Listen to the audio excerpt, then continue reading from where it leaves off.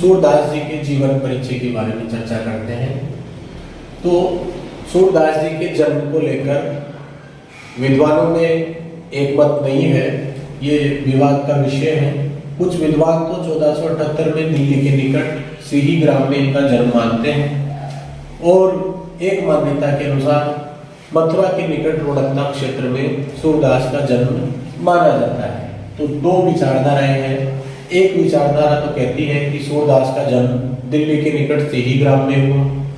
दूसरे लोगों का मानना है कि इनका जन्म मथुरा के निकट रोहतक क्षेत्र में हुआ। इसके अलावा सन 1565 में जो वल्लभाचार्य जी के पुत्र थे विठलनाथ, इन्होंने अष्टछाप कवियों की स्थापना की। अष्टछाप कवियों की स्थापना की जिसमें 4 शिष्य तो वल्लभाचार्य जी के थे और 4 शिष्य विठलनाथ के थे। 4 शिष्य वल्लभाचार्य जी के थे और 4 शिष्य विठलनाथ जी के थे। इन 8 कवियों को, अष्टछाप कवियों को अष्ट सखा कहा जाता था। इन 8 कवियों को अष्ट सखा कहा जाता था। इन अष्ट सखाओं में सूरदास सर्वोपरि थे। सूरदास का स्थान सबसे प्रथम था। ये कवि सूरदास जब तक जो है वल्लभाचार्य जी के संपर्क में नहीं आए, तब तक यमुना नदी के गौ घाट पर दास्य भाव की भक्ति किया करते थे। भक्ति के कई प्रकार होते हैं। कुछ लोग ईश्वर को सखा मानकर साख्य भाव से भक्ति करते हैं। ईश्वर की मेरा मित्र है, ईश्वर को मित्र मानते हुए ईश्वर को अपना दोस्त सखा मान करके सुख दुख की बातें करना, साहित्य रचना करना साख्य भक्ति कहलाती है। कुछ कांत भाव की भक्ति करते हैं। कांत का मतलब होता है पति। जैसे मीराबाई है, ईश्वर ने मेरो तो गिरधर नागर मोर मुकुट छवि जाके मेरो पति सोई, तो मीराबाई ने कृष्ण को अपना पति माना। उन्होंने कांत भाव से भक्ति की। तो साख्य भाव से, कांत भाव से, दास्य भाव से मतलब दास बन करके ईश्वर को मालिक समझना, ईश्वर को भगवान समझना, ईश्वर को स्वामी समझना और स्वयं को सेवक समझना दास्य भाव की भक्ति में आता है।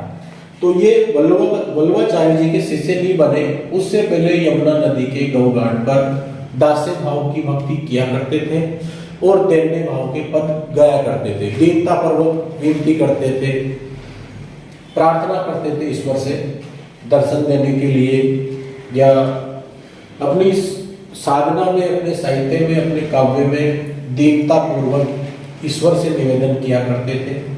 जब ये वल्लभाचार्य जी के शिष्य बन गए, वल्लभाचार्य जी के संपर्क में आए, तो इन्होंने जो है दास्य भाव की भक्ति छोड़ करके साख्य भाव की भक्ति करना प्रारंभ कर दिया। अर्थात श्री कृष्ण को अपना सखा समझने लगे, अपना मित्र समझने लगे। और सूरदास के बारे में एक मत तो चलता है कि ये जन्मांध है और दूसरे लोग कहते हैं कि जन्मांध है तो इतना अच्छा साहित्य किस प्रकार से लिख सकते हैं। जो व्यक्ति खुली आंखों से ऐसी रचनाएं नहीं कर सकता, वैसी बंद आंखों से करना अकल्पनीय है।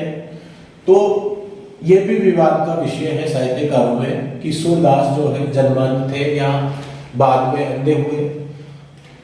इसके अलावा सूरदास जी की 3 प्रमुख रचनाएं हैं: सूरसागर, सूरसारावली और साहित्य लहरी। जो सूरसागर है, सूरसागर भागवत पुराण के 10वें स्कंद से संबंधित है। भागवत पुराण सनातन संस्कृति का सबसे बड़ा ग्रंथ है भागवत पुराण, जिसके 10वें स्कंद से, स्कंद मतलब अध्याय होता है, अलग अलग भागों में बांट रखा है। तो भागवत पुराण के 10वें स्कंद से सूरसागर का संबंध है। ये इनका छोटा सा जीवन परिचय था।